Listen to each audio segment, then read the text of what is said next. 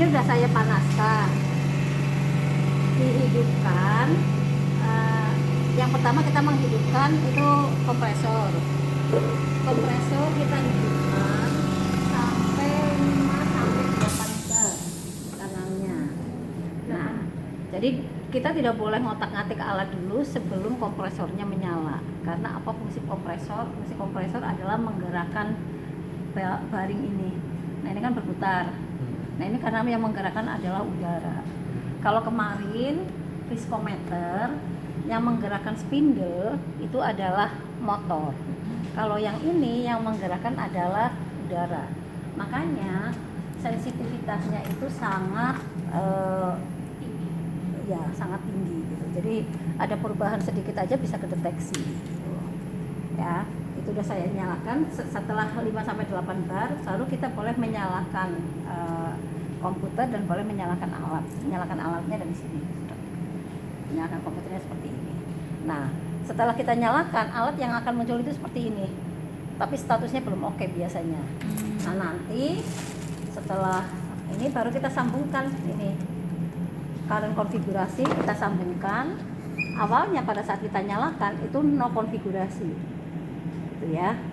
Nah, sekarang sudah tinggal klik aja MCR92 konfigurasi. Udah oke. Baru kita sambungkan lagi dengan initialize. Nah, baru dia akan terkoneksikan. Akan membaca antara software dengan, setelah diinisialisasi baru boleh kita atur temperaturnya. Misalnya kita akan menggunakan temperatur 25 derajat, berarti kita isi di sini 25 derajat sel. Udah kita biarkan selama 1 jam. Jadi fungsinya 1 jam apa? Untuk menstabilkan udara dari kompresor. Nah, ini udah 1 jam. Kemudian baru kita lakukan motor adjustment. Berarti buat tekanan kompresor 1 jam itu Bu, sampai 5 bar? Enggak, kalau dinyalakan harus 5 sampai 8 bar. Nah, dibiarkan 1 jam itu supaya dia tekanannya stabil dulu. Stabil di 5 sampai 8 itu? Iya, jadi enggak, ya pokoknya intinya kalau ada air, ada apa itu semuanya sudah hilang. Jadi di 5 sampai pada saat di 1 jam, setelah 1 jam, harapan kita itu nanti kalau toh dia akan memutar itu sudah tidak ada hambatan yang lain. Oh iya. Kalau seperti gas kromatografi kayak mencuci kolom dulu gitu kan di sini.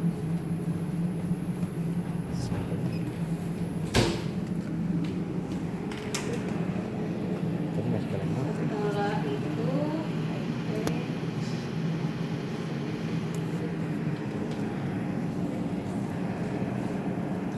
nah, kita bisa, fungsinya reometer itu memang sangat luas. Makanya di sini sebenarnya bisa dipasang alat namanya peltilizer, tapi nggak kita pasang karena kita menggunakan suhu ruang. Jadi ada alatnya ada di sana di almari. Nah, kalau ini adalah spindle. Spindlenya itu ada CP, ada PP yang kita punya. Tapi sebenarnya kalau yang lainnya itu bisa lebih dari itu. Nah, ini spindlenya. Ini yang tipe CP dan ini yang tipe PP. Mungkin sepintas ini mirip. Ya. Kalau ini PP, ini CP. Silakan aja boleh diraba. Nah, ini kalau spindle ini memang relatif jauh lebih mahal dibandingkan spindle yang ada di Brookfield karena di sini ada sensornya. Sensornya, jadi nggak boleh kena air atau nggak boleh sampai jatuh. Nah, ini CP dan PP bedanya apa? Lapisnya, finishingnya. Yang ini ya? Apa? Ke atas itu bukan? Kenapa? Agak ke atas yang kanan. Enggak. Kalau ini? Kalau itu datar. Apa bedanya?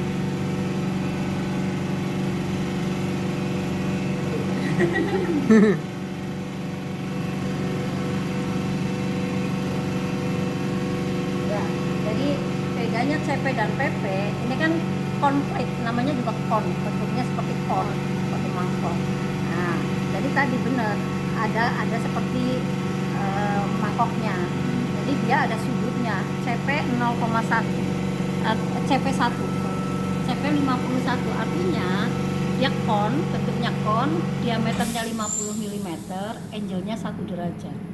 Jadi makanya tadi kalau bisa ngeraba ya berarti cukup sensitif gitu ya. Kalau yang PP itu benar-benar yang Nol. datar.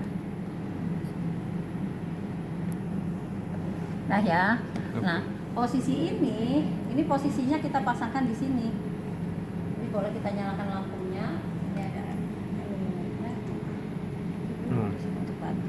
Nah posisi pemasangannya itu ini ada garis, kemudian ini juga ada garis. Ini disentuh aja, disentuh sedikit juga dia sudah bergerak. Nah ini ada garis. Kemudian dipasangkan tegak lurus. Nanti dia akan terbaca. Nah, CP 50. Makanya saya bilang ada sensornya. Baru kita tutup. Keren banget. Gitu ya. Jadi kenapa nggak di apa namanya? Pencet. supaya CP 50 dulu, jadi memang dia iya. sudah terbaca. Udah sendiri. Kalau ngelepasinnya juga sama, kita tegak lurus, diem, ini tarik ke atas, nanti kayak gini aja, baru turunin. Gitu ya. Oke. Ini sudah selesai, jadi kita coba pasangin lagi, kita mulai CP 50. Nah, tadi karena ini awal nyalain, jadi kita akan melakukan yang namanya motor adjustment. Jadi nanti kalian lebih panjang dibandingkan yang lain. Ini motor adjustment, klik 2 kali. Nah, motor adjustment itu air check untuk mengecek udara apakah yang masuk ke sini itu sudah benar-benar lurus atau enggak, sudah di dalam baseline atau enggak. Ini sebelum dilakukan motor adjustment, kita kembali lagi. Kita lakukan set zero gate dulu. Ini menurunkan spindle karena biasanya motor adjustment itu dilakukan pada saat di bawah. Jadi kita tempelkan dulu, baru kita lakukan motor adjustment. Karena kalau motor adjustmentnya dilakukan di atas, ya udara banyak banget kan, nanti nggak akan stabil lagi.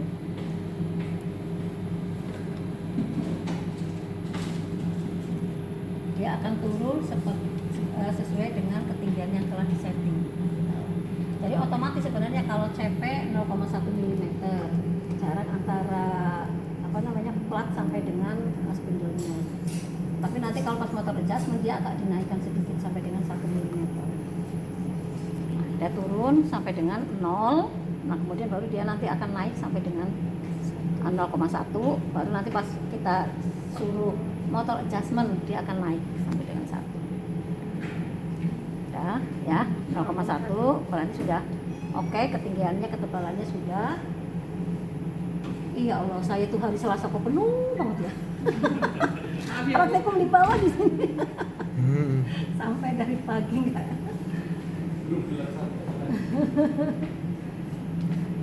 Jadi buat apa motor adjustment? Sudah itu baru kita lakukan motor adjustment.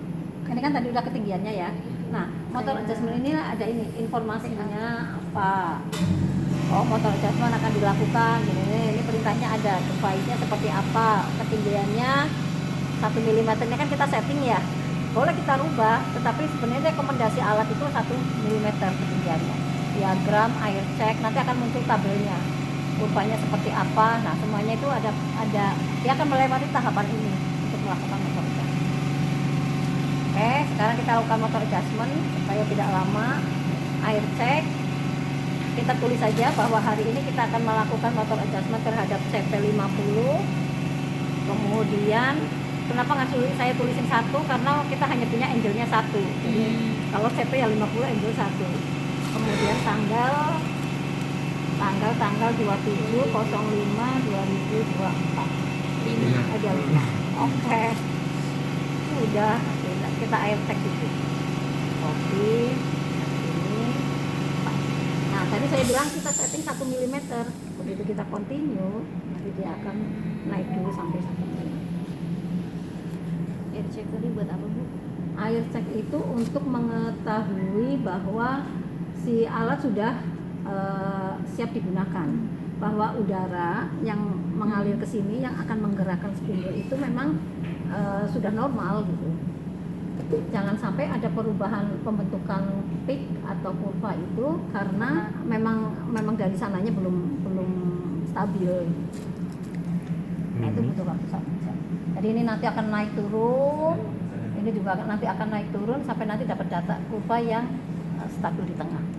Itu biasanya waktunya tergantung dari tingkat kekotorannya itu sekitar 8 sampai 15 menit. Biasanya dapat stabil rata-rata. Kalau alat sering saya pakai pagi sore saya motor adjustment biasanya lebih cepat. Itu bisa paling 8 menit. Ya. Kira-kira itu, nanti baru lihat metodenya nanti dulu. Kita motor adjustment. Kalau mau ada pertanyaan silahkan baca modul ini ya. Saya mau sholat dulu.